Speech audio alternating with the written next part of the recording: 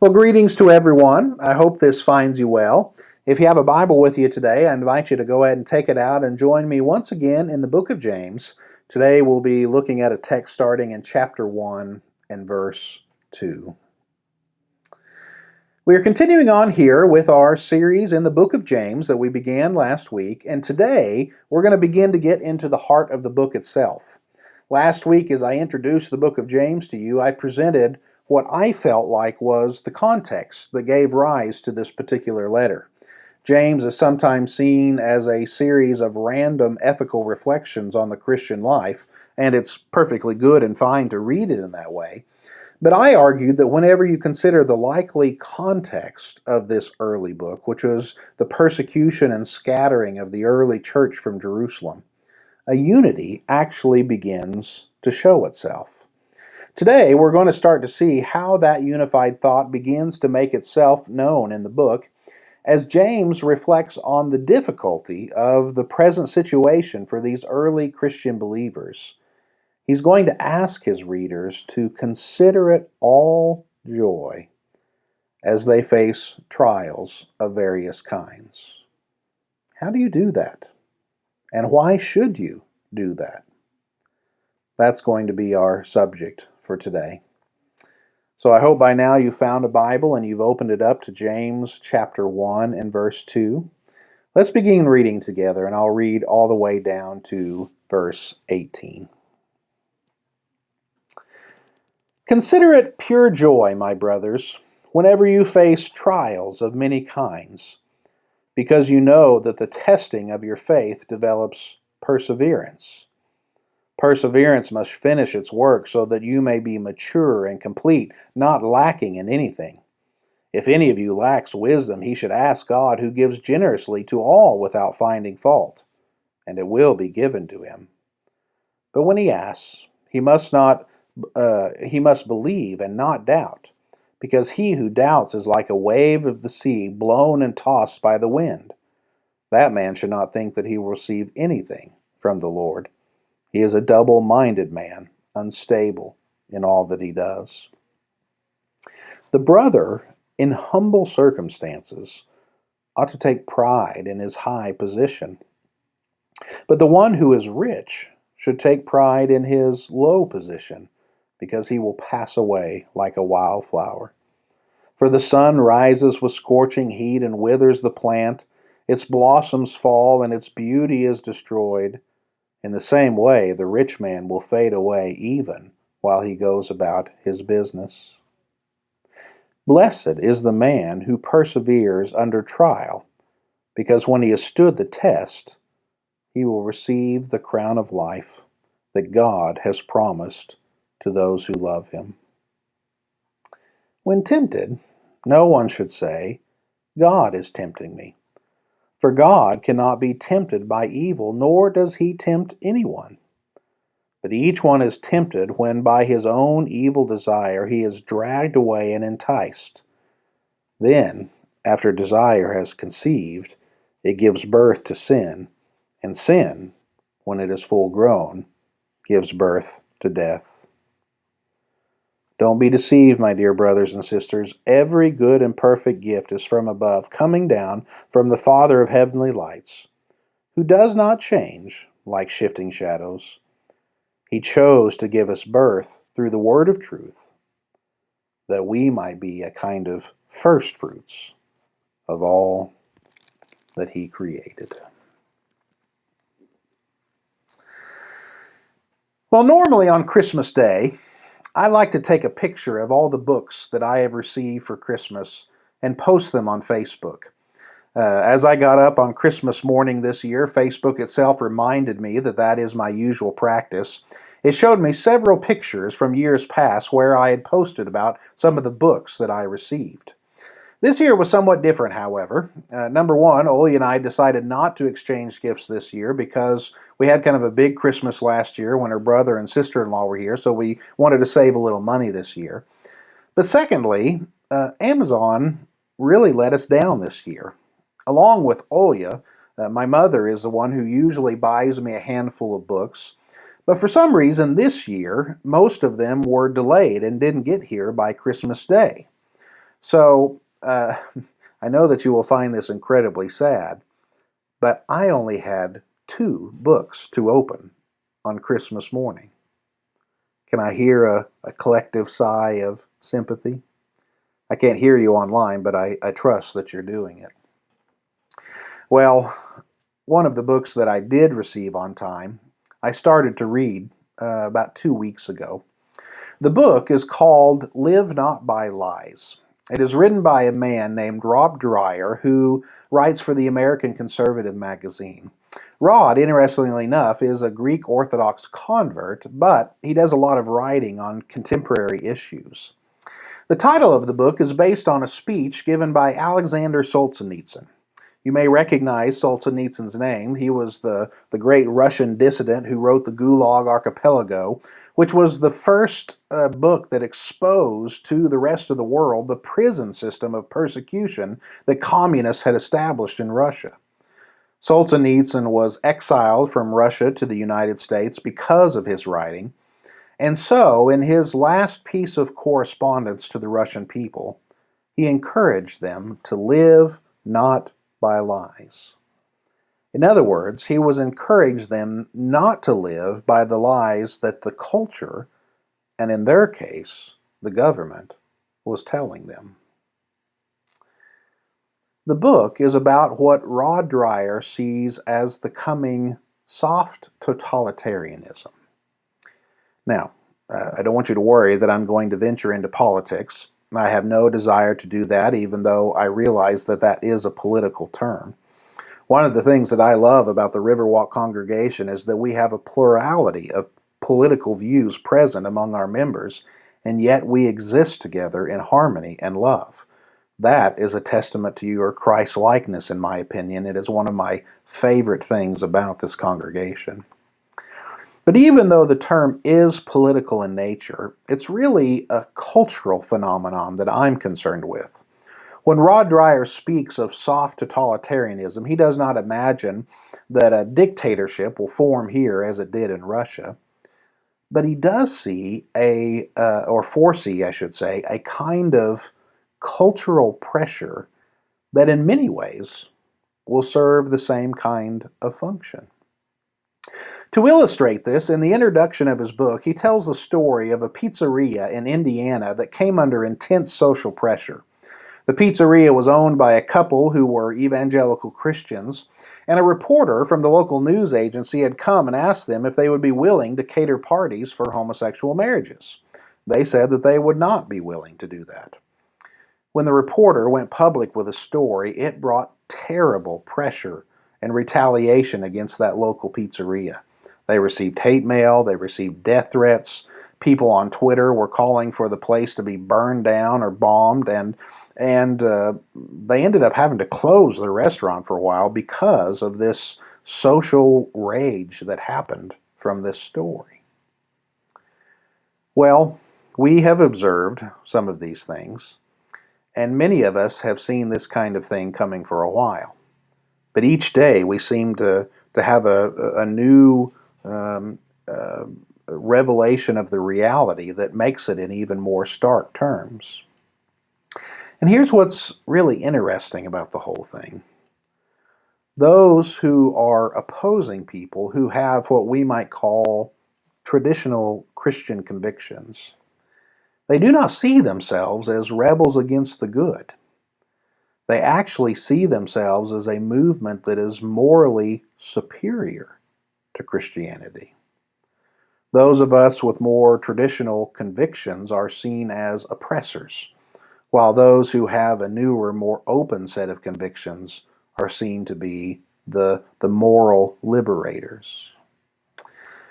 As I mentioned last week, there is a hint of truth to this. If there wasn't, it would never catch on as easily as it does.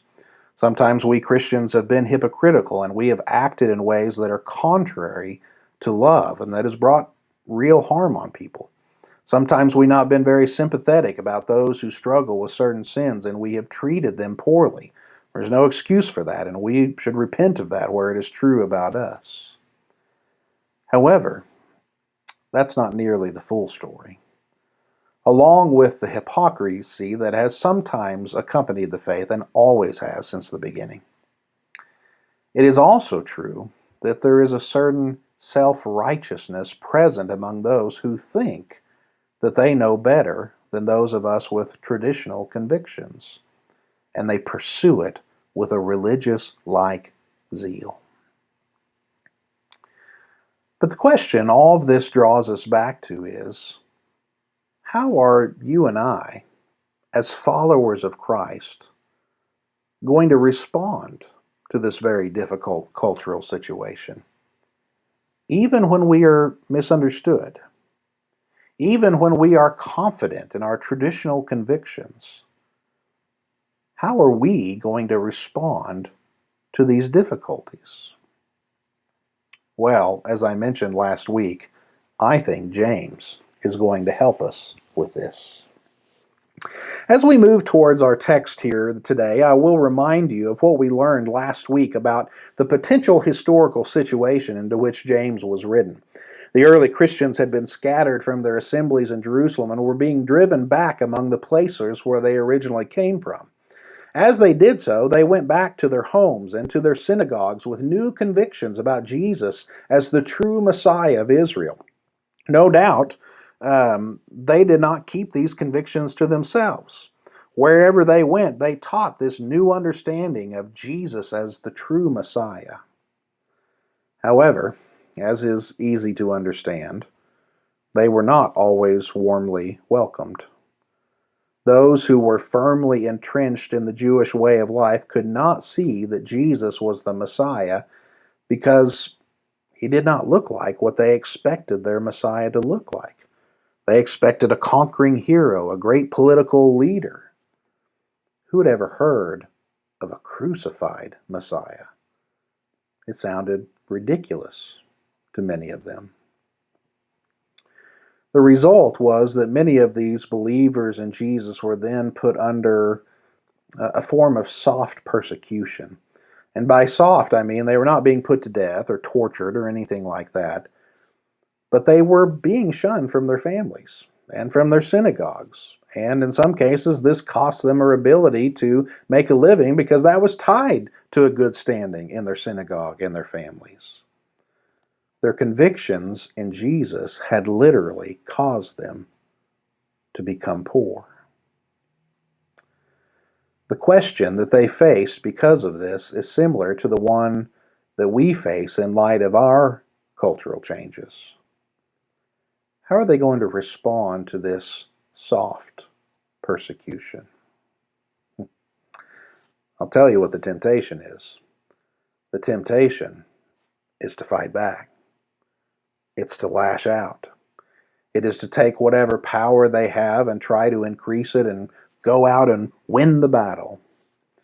At the very least, it is the temptation to use the weapon of their words to bring curses and condemnation upon those who oppose them.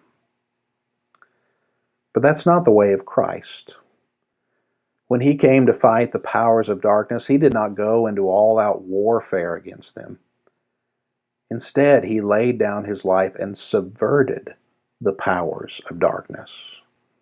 The whole approach is counterintuitive, which is why the world doesn't understand it.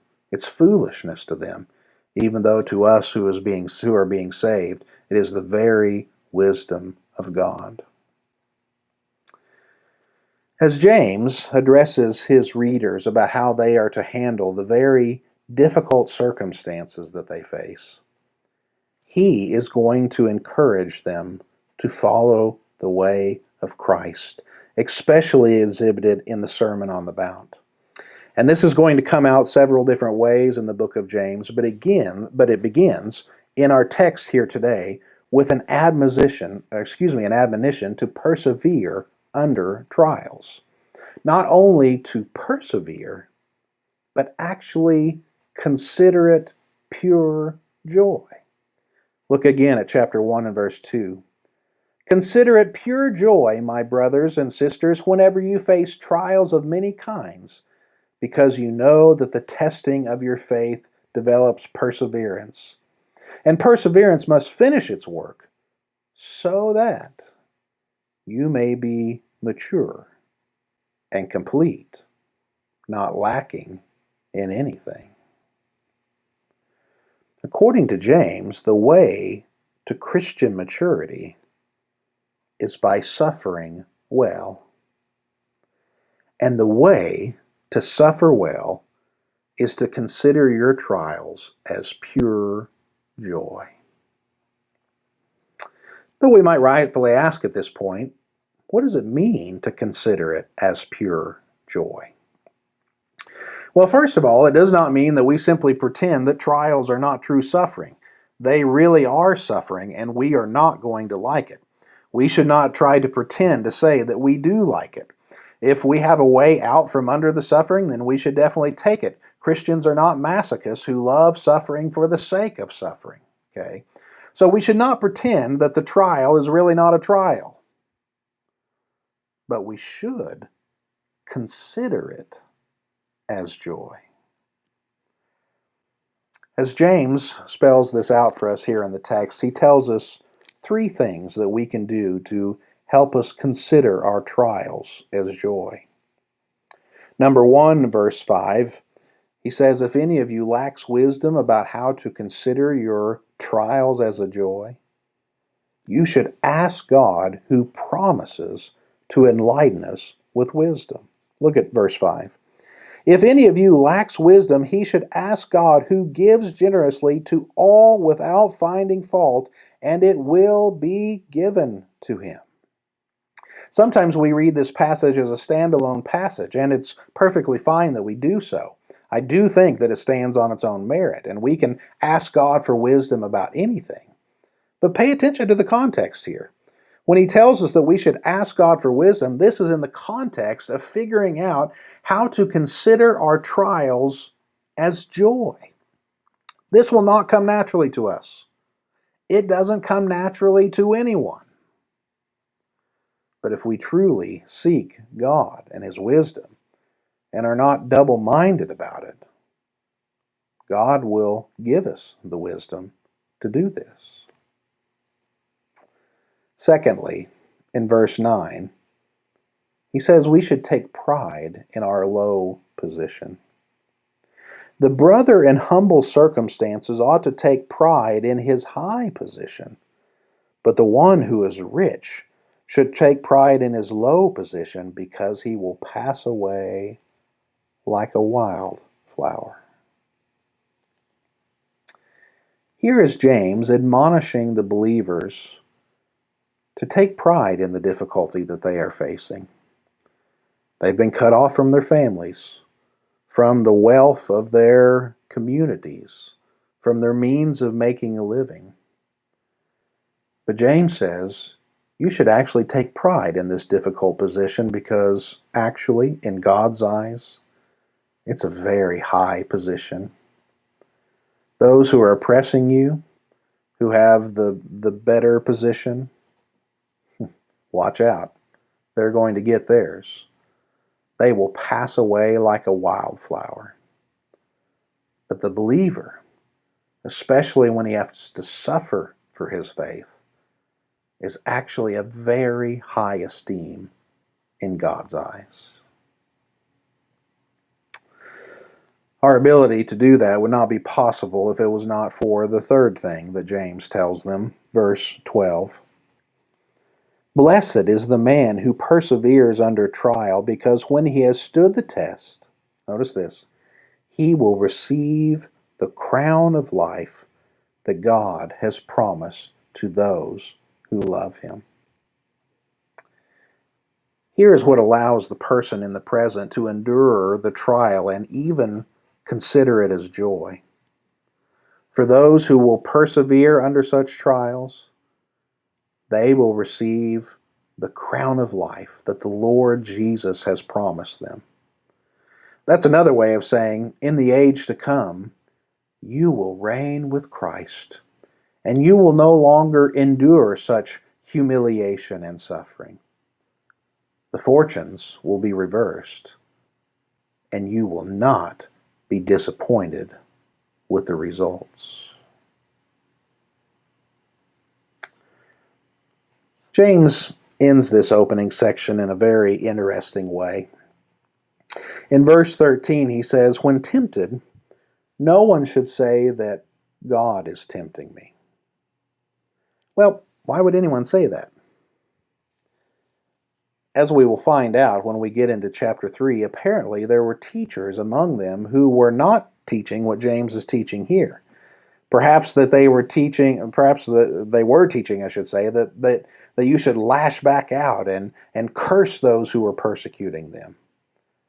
They may have even been suggesting this is what God would want you to do. Curse those wicked people. But James says, don't lay that temptation on God. He doesn't tempt anyone. But each one is tempted when they are carried away by their own desires. So, James says in verse 16, don't be deceived. It is good and perfect gifts that come down from God, not, as we learned last week, the fruit of envy and selfish ambition.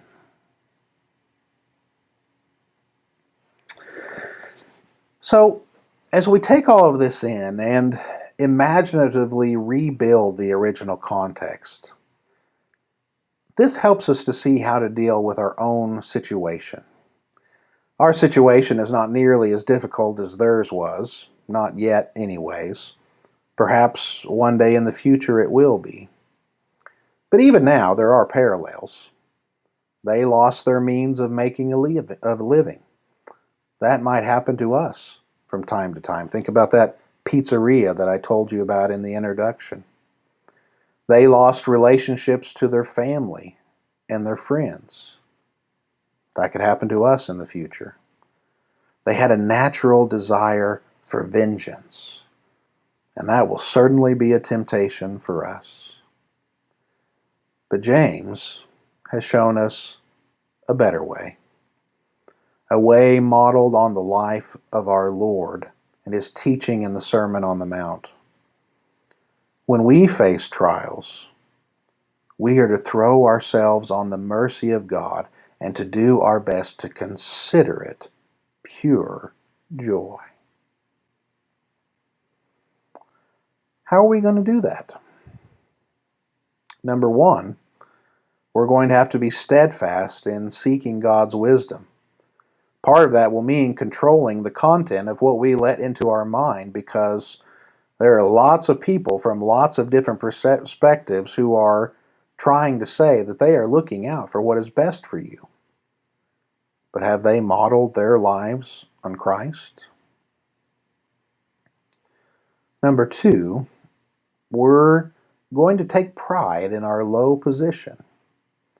We are not elites, not most of us anyways, and that's okay.